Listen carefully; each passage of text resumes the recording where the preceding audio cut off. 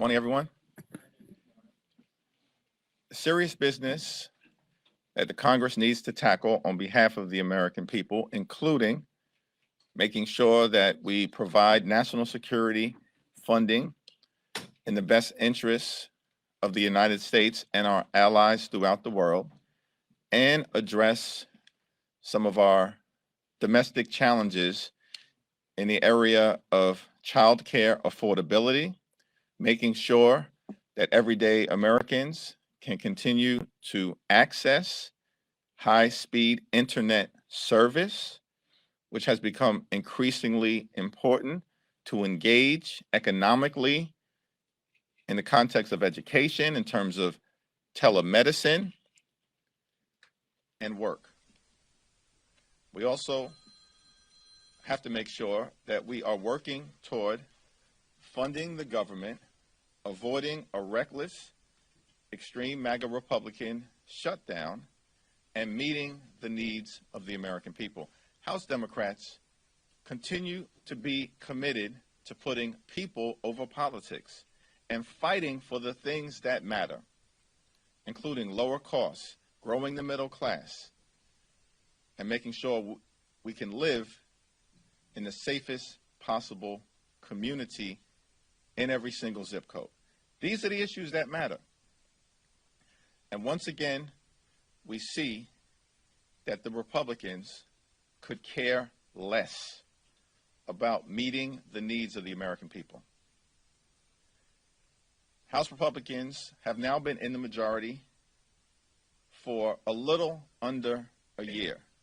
They have nothing to show the American people that they have accomplished on behalf of the American people. Zero. Don't take my word for it. Just ask Chip Roy, who made it explicitly clear that the House Republican majority has done nothing to meet the needs of the American people. Instead, they continue to focus on undermining the health, the safety, and the economic well-being of the American people. What's the latest example this week? That they've been directed to prepare to repeal the Affordable Care Act. In other words, they want to take away, House Republicans have been directed to prepare to take away health care from more than 100 million Americans who are suffering, excuse me, from pre-existing conditions. House Republicans are going to spend today and tomorrow continuing their phony investigation of President Biden's family, and will try to impeach Secretary Mayorkas at the direction of one of the ringleaders of the extreme MAGA Republican circus in the House, Marjorie Taylor Greene. These are unserious individuals during very serious times, and it's hurting the American people. Questions? Jeffries, good morning. Thank you. Obviously, the alleged transgressions by Mr. Santos are pretty serious here. But, people have some reservation about expelling somebody who's not been convicted.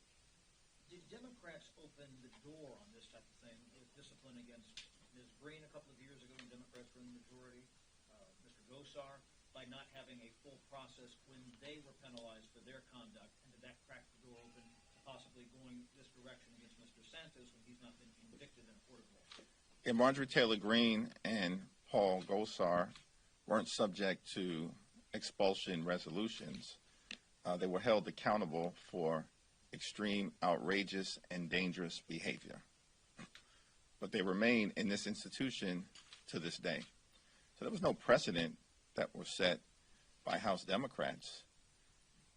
And there's no precedent to the extent that George Santos is removed from the House of Representatives, other than if you are a unadulterated serial fraudster who has broken ethics laws, pled guilty to committing financial crimes in Brazil, and is facing a litany of accusations related to serious violations of federal law, then perhaps you should be held accountable in the House of Representatives. And there was a long and comprehensive ethics investigation with a report that was issued that is bipartisan in nature, unanimous in nature. Every single Republican and every single Democrat on the House Ethics Committee stands behind the ethics report, which has serious findings of wrongful, unethical, and likely criminal behavior. And so I expect that there'll be a bipartisan vote tomorrow, likely to expel George Santos, but at the moment that remains to be seen, and we'll see what happens on the floor. Mr. Leader, are you urging your fellow Democrats to vote one way or another tomorrow? We have no official whip recommendation. We recognize that this is an issue of conscience. Congressman Aguilar indicated yesterday that House Democrats have not been kept abreast of the negotiations that are going on in the Senate about an immigration deal, maybe to unlock this funding for Ukraine and Israel. To what degree are you concerned that a product that might come out of those negotiations might be unacceptable to House Democrats? Well, it's going to be very important that any resolution that is reached by the 6 Senate negotiators will ultimately be presented to the Senate Democratic Caucus, the Senate Republicans, and of course, House Democrats and Republicans to try to see if it's consistent with an agreement that can secure bipartisan support in both chambers. We've made clear, Leader Schumer has made clear, that any resolution with respect to the national security supplemental funding package has to be one that can secure strong Democratic support in the Senate and, of course, significant Democratic support in the House. And I look forward to a product being presented to us, which we will then review, discuss as House Democrats in a caucus meeting, and figure out our perspective as to whether we can support it. Have you given Senator Schumer anything that would be red lines for House Democrats, any guidance about what you think your caucus could not accept? I have not. There are member-to-member communications with some of the Senate negotiators on the Democratic side. I expect that should intensify and continue. We have said that publicly and privately that any resolution of any border security measures has to be consistent with our values as House Democrats. And our view has been that we are a nation of immigrants, and that will continue to be important as a value for us because it's an American value. We are also a nation anchored in the rule of law, and that will continue to be important as we evaluate whatever comes out of the Senate. Some of your colleagues are discussing the idea of placing conditions on U.S. aid to Israel, and I'm wondering if you think that that is a legitimate, healthy conversation for Congress to have, or if that is beyond the pale. My view is that we've got to make sure Israel and our allies across the world are able to provide for their self-defense in the face of terror in the case of Israel, or authoritarian overreach in the case of Ukraine facing down Russian aggression, and that we should be there for our allies. And of course, continue to urge anyone throughout the world, but particularly those that we support, to prosecute the conflicts that they are engaged in a manner consistent with the international rules of war. And it's my expectation that that will continue, and certainly the Biden administration will continue to make that clear. Mr. Leader, there's an undiagnosed pneumonia that's spreading in China right now. It's causing hospitalizations to spike. Is there any concern for the Democrat caucus of the lack of transparency about the illness coming out of China?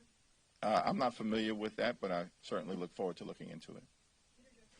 Thank you, Mr. Leader. So at noon, Santos, he plans to introduce a privileged motion to expel Congressman Jamal Bowman for pulling a fire alarm. What do you think of that?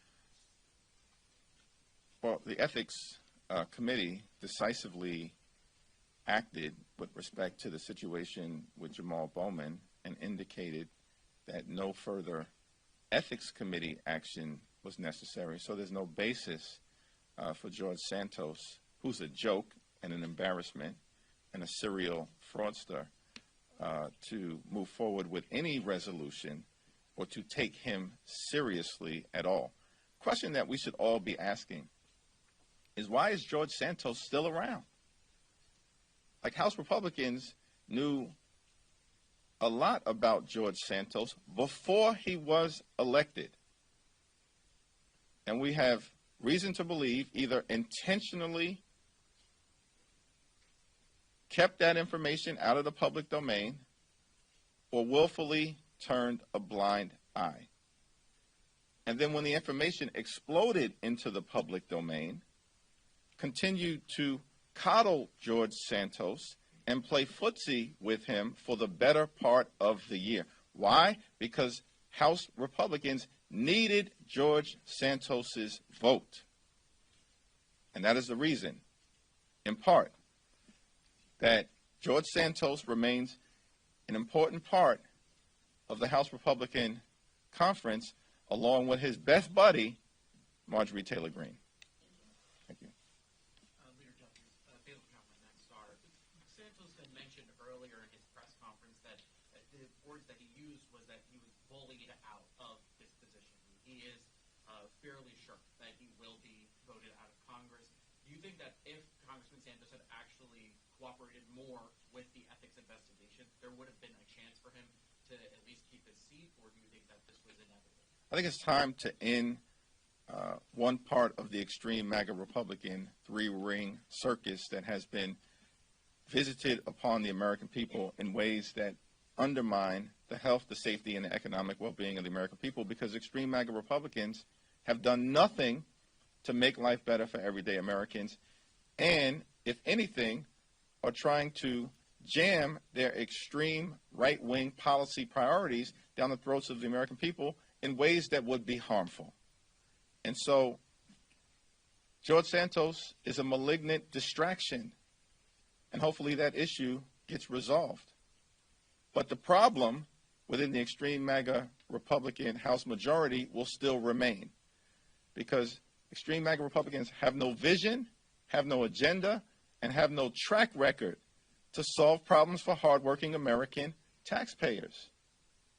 They've done nothing, even though the American people are facing serious problems. And President Biden has made clear throughout the year, and House Democrats have made clear, that we are ready, willing, and able to work with our Republican colleagues in a bipartisan fashion to get things done whenever and wherever possible in order to make life better for the American people. But we need partners who are serious in order to do that, and to date, that has largely been lacking.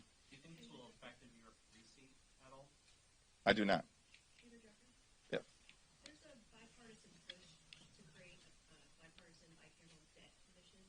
Speaker backs this idea, something that could be added to a spending bill early next year. What do you think of that idea? Would you vote for it? We haven't had that conversation within the House Democratic Caucus family, and so I'm not going to get out ahead of that discussion.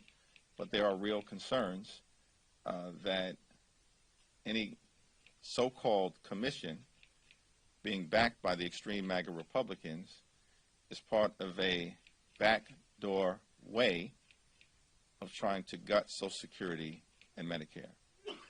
Because what we've seen year after year, in fact, decade after decade, is that the House Republican agenda is pretty clear.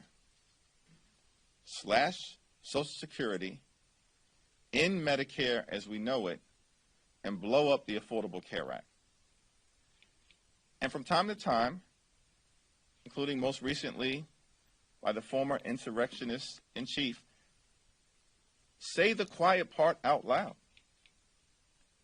And so there'll be some concerns relative to any proposal being backed by the House Republicans, but there are members in good faith on our side of the aisle who do want to have a discussion about making sure that Social Security and Medicare can continue to be an important part of the fabric of the great American dream, and to ensure that we can continue to be fiscally responsible as we provide for the needs of the American people. It's the other side of the aisle that talks about fiscal responsibility, but continues to actually blow up our debt and our deficit, while Democrats, including under President Bill Clinton, President Barack Obama, and now President Joe Biden, are the party that actually has reduced deficits.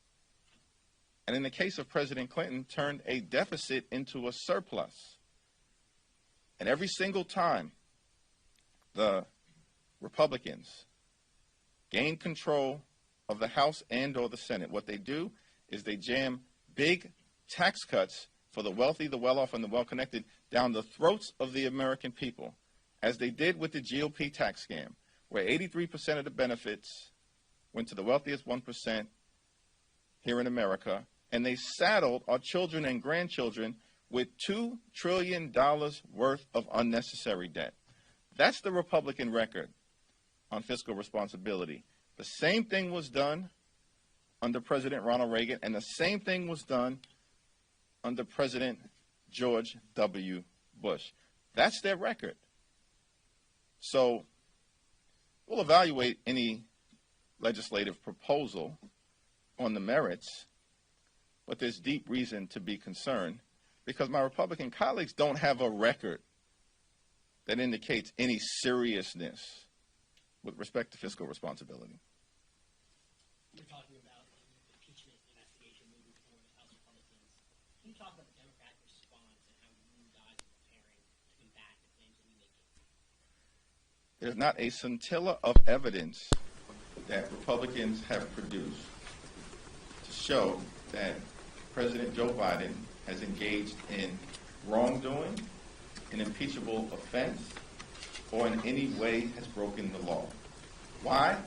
Because there is no evidence that exists to implicate President Joe Biden in anything nefarious. President Biden is a good man. He's a good and decent and hardworking man, and that's been his entire life in public service.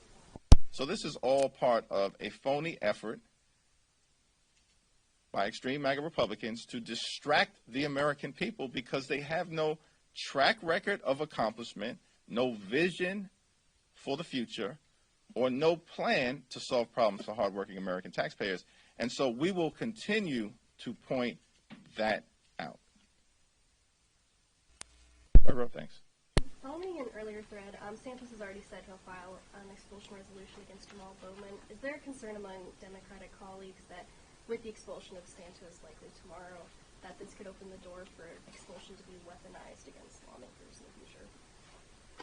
Well, there's an appropriately high bar for expulsion that requires 2/3 of the body in order for an expulsion resolution to be successful, and there is zero likelihood that any resolution brought by George Santos or anyone else on the extreme MAGA Republican side, simply for political purposes, will receive a single Democratic vote, let alone a significant number of Democratic votes, which would be necessary in order to hit the 2/3 threshold. Thanks. I'll get you in. The Ethics Committee often takes some criticism around here for moving too slowly, but the resolution coming up tomorrow was introduced by the chair of the Ethics Committee, and you nodded to the report earlier. I mean, do you think this means that the process worked as intended? I think the Ethics Committee tried to do the best job that it could, issued a very thorough report. The chair of the Ethics Committee clearly stands by that report, and members will evaluate it on the merits in connection with the expulsion of George Santos. Michelle, we heard the border, Ukraine. I mean, do you see middle ground there? Do you think that Ukraine bill could get done this year?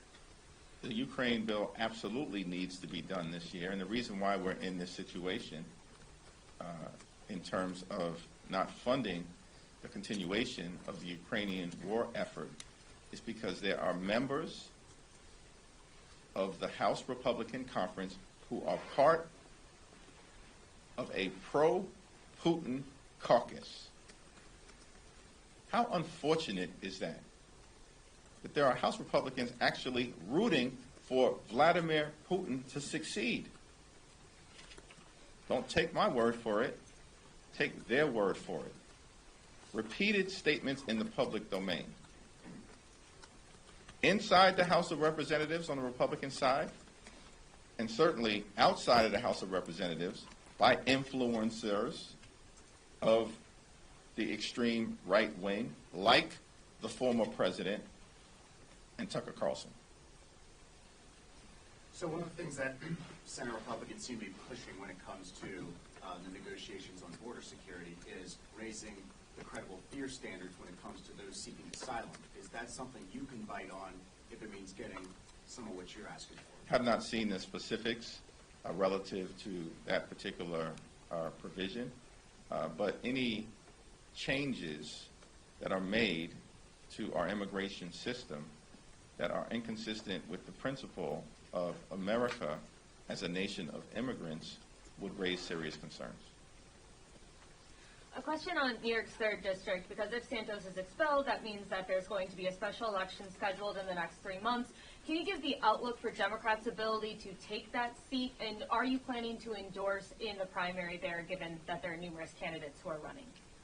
Let's take one step at a time. We'll see what happens tomorrow in the context of the expulsion resolution, and then the process will be in the hands of both the Nassau County Democratic Party and the Queens County Democratic Party, at which point it will be my expectation that there will be some conversations between those two county organizations and stakeholders all across the Congressional District and within New York's Congressional delegation to chart a path forward so that New York's 3rd Congressional District can elect someone who's actually interested in solving problems, interested in putting people over politics, interested in making life better for the people on Long Island and Eastern Queens, as opposed to embarrassing them and embarrassing the nation. Last question? To that point, though, I mean, if this is a plus Biden 8th district swung to +8 for Santos, you're confident Democrats can win it back. And the fact that we have heard relatively little from Congresswoman Elise Stefanik, who of course endorsed him, the top Republican from New York, just any thoughts on that? Well, George Santos is a national embarrassment, but clearly an embarrassment to New York Republicans, an embarrassment to the people who stood by George Santos and helped elect him, like the House Republican Conference chair, who bragged publicly about the significant amounts of money that were raised by her and New York Republicans in order to elect a serial fraudster. And it's going to be up to Democrats to now clean up the mess in New York's 3rd Congressional District that the Republican Party left behind. Thank you, everyone.